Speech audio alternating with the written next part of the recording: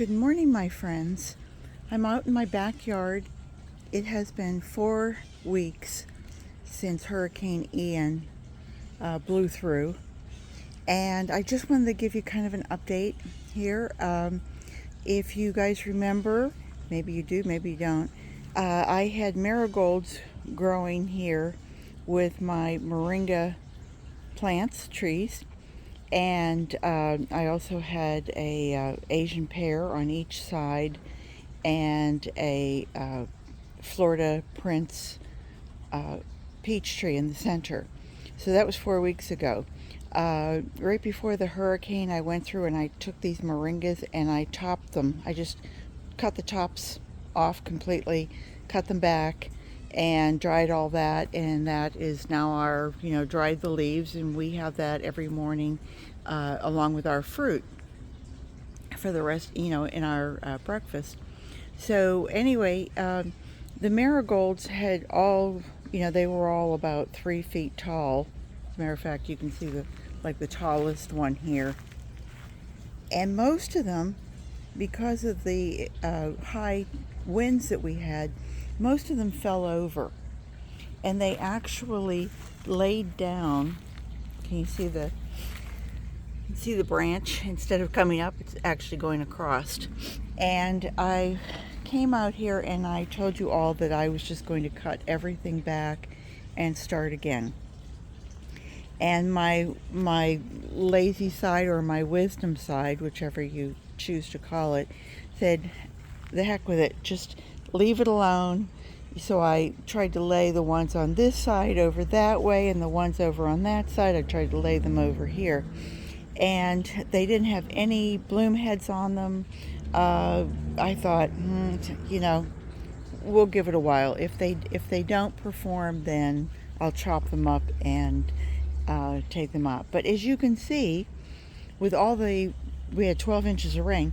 With all that rain came all that tremendous nutrients, the nitrogen, potassium, phosphorus.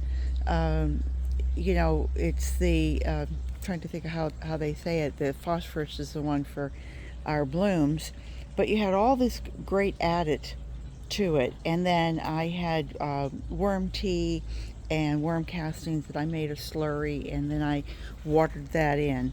I did lose one of the original Asian pears that I don't think ever, when I got it, it had it came bare root, but it was bare root, and it looked like it had been grown in a pot, and the roots had grown like around the inside of the pot, and that's real hard to get them to ever straighten out. So it died eventually.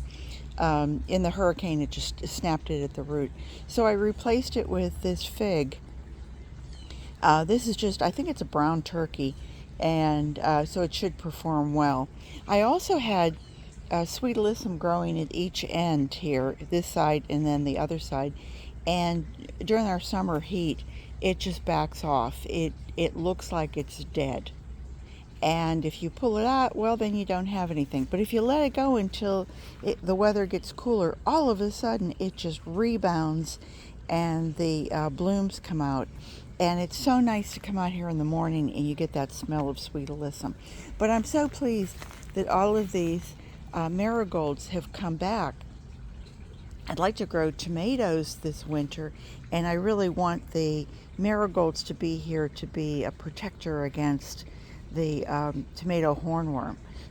But I wanted to show you the moringas. Now, let me see if I can see where I cut it. I think that was right there.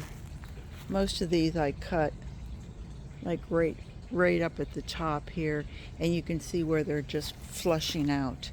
So I mean, if you're in a warmer climate, moringas are actually considered an invasive plant, because I think people just put them in and let them go. They're obviously not harvesting them for their own good or to sell the leaves or anything, and so they just kind of grow wild. The spinach never lost a beat.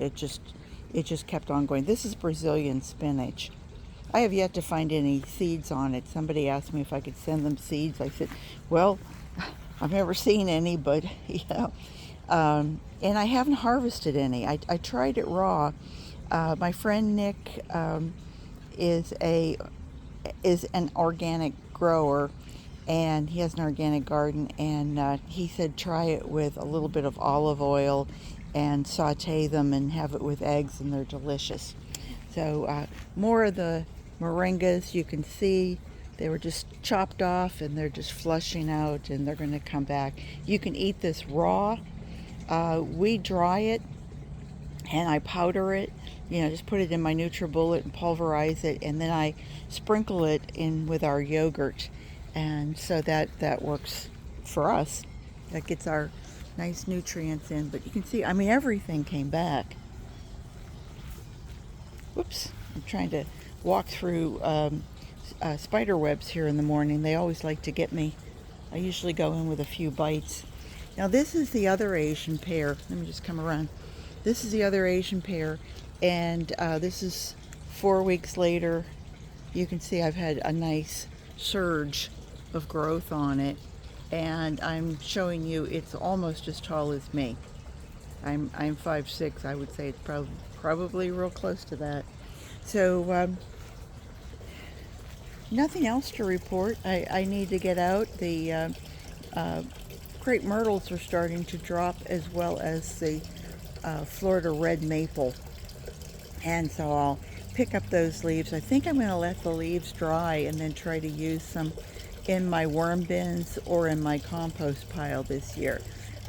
If I see fungus or anything on it, then I won't use them, but I really would like to try raking up some leaves and seeing how well they do. So let's see, there's the back side. You can see looks just about as pretty. Oh, here's some more sweet alyssum. I wish I had smell-o-vision for this, because they are the prettiest little things. By the way, I don't know if you know, but these are edible. They have kind of like a little minty flavor, and you can use it, say, in your salads, or how pretty it would be if you were decorating a cake. I didn't realize I also have it in the center. But I need to come out and get some other things started and get cracking, as they say in England, and get some jobs done, because I can see I've got plenty of weeds.